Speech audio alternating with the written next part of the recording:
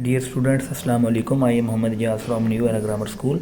आज का जो हमारा बच्चे केमिस्ट्री का टॉपिक है वो एलिमेंट, कंपाउंड और मिक्सचर। इन तीनों में हमने डिफ्रेंशिएट करना है, इनका कंपैरिजन करना है कि इन तीनों में क्या फ़र्क है। सबसे पहले बच्चे देखिए एलिमेंट। एलिमेंट कहते हैं pure substance found by same types of atoms. एक ऐसी चीज़ बच्चे ऐसी जो सेम टाइप्स ऑफ एटम से एक तरह के एटमों से मिलकर बनी होती है।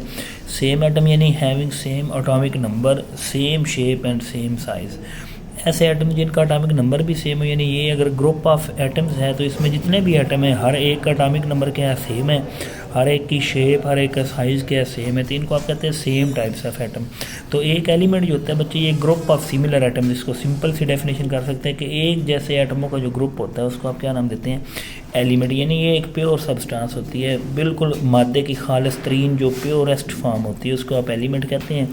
बच्चे एलिमेंट जो हैं ये आपके प्रोडक्ट टेबल में आपको पता है टोटल एलिमेंट से 118 हैं। इनमें से 92 एलिमेंट जो है वो नेचुरली अकरिंग है और बाकी जो हैं वो 26 एलिमेंट जो है ये रेडियो एक्टिव है, जो लेबॉर्ट्री के अंदर आर्टिफिशियली तैयार किए गए हैं बच्चे। अब स्टेट्स की बात करूं तो जो आपके एलिमेंट है बच्चे ये मादे के तीनों स्टेट्स में, सॉलिड, लिक्विड और गैस, तीनों स्टेट्स में मौजूद होते हैं। लेकिन 80% जो आपके पीरियोडिक टेबल के अंदर एलिमेंट है वो सॉलिड स्टेट में होते हैं, जो मेटल्स होते हैं।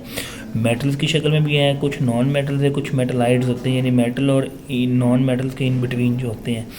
अब पूरे पीरियोडिक टेबल के अंदर बच्चे दो ऐसे एलिमेंट है जो लिक्विड फॉर्म में पाए जाते हैं, एक ब्रोमीन है और एक क्या है, मरकरी है। ये दो एलिमेंट्स जो हैं वो लिक्विड फॉर्म में होते हैं। उसके अलावा तकरीबन 15% जो एलिमेंट हैं ऑक्सीजन, नाइट्रोजन, हाइड्रोजन एक गैसीय स्टेट में मौजूद होते हैं। अब इसमें बच्चे देखें नेक्स्ट आप चलते हैं कंपाउंड की तरफ। कंपाउंड वो कहते हैं अ केमिकल कम्बिनेशन ऑफ 2 और मोर डिफरेंट एलिमेंट। जब दो या दो से ज़्यादा डिफरेंट एलिमेंट्स एक फिक्स रेशो के साथ, ये सबसे इम्पोर्टेंट चीज़ है बच्चे, जो कंपाउंड होता है उसमें जब डिफरेंट एलिमेंट्स आपस में एक फ़िक्स रेशो में मिलते हैं, यानी हाइड्रोजन है, ऑक्सीजन, इसमें 2 हाइड्रोजन है और 1 के ऑक्सीजन है। इधर ग्लूकोज के अंदर 6 कार्बन है, 6 ऑक्सीजन है और 12 के जी हाइड्रोजन है, यानी इनमें एक फ़िक्स रेशो पाई जा रही है।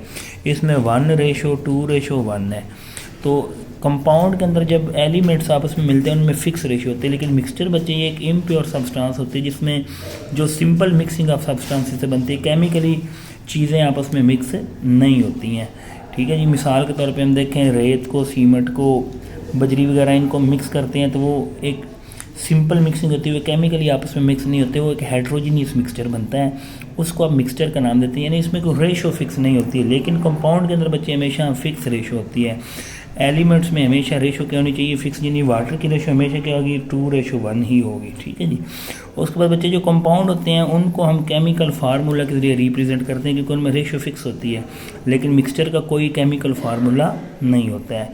उसके बाद बच्चे जो कंपाउंड है उसके जो कॉन्स्टिट्यूएंट्स होते हैं, जो उसके डिफरेंट कंपोनेंट्स होते हैं, वो क्या करते हैं बच्चे, उनकी प्रॉपर्टीज़ से कंपाउंड की प्रॉपर्टीज़ बिल्कुल क्या होती है, डिफरेंट होती है। यानी अगर पानी बना है तो पानी में बच्चे जो इसकी केमिकल प्रॉपर्टीज़ होंगी वो टोटली क्या होंगी, हाइड्रोजन और ऑक्सीजन से डिफरेंट होंगी। लेकिन मिक्सचर में जब उसके कॉन्स्टिट्यूएंट्स होते हैं, जो उसके कंपोनेंट्स होते हैं, वो अपनी अपनी प्रॉपर्टीज़ को रिटेन करते हैं। उसके बाद बच्चे देखें जो कंपाउंड होता है ये हमेशा एक होमोजीनियस मिक्सचर बनाता है, यानी इसकी कंपोजिशन होमोजीनियस होती है। मिक्सचर होमोजीनियस भी हो सकता है और हेट्रोजीनियस भी हो सकता है। और उसके बाद बच्चे जो कंपाउंड है उसको आप सिंपल तरीके से उसके कंपोनेंट्स को अलग अलग कर सकते हैं, it can be separated into components. लेकिन मिक्सचर को आप इतनी आसानी से सेपरेट नहीं कर सकते हैं। तो बच्चे आज का लेक्चर उम्मीद करता हूँ कि आपको समझ आई होगी। और अपना होमवर्क जो है वो मैंने आपको पहले लेक्चर में भी कहा था कि अपना होमवर्क जो है स्कूल में जल्द अज जल्द जमा करवाएं ताकि कॉपीज जो है चेक करके आपको वापस मिले।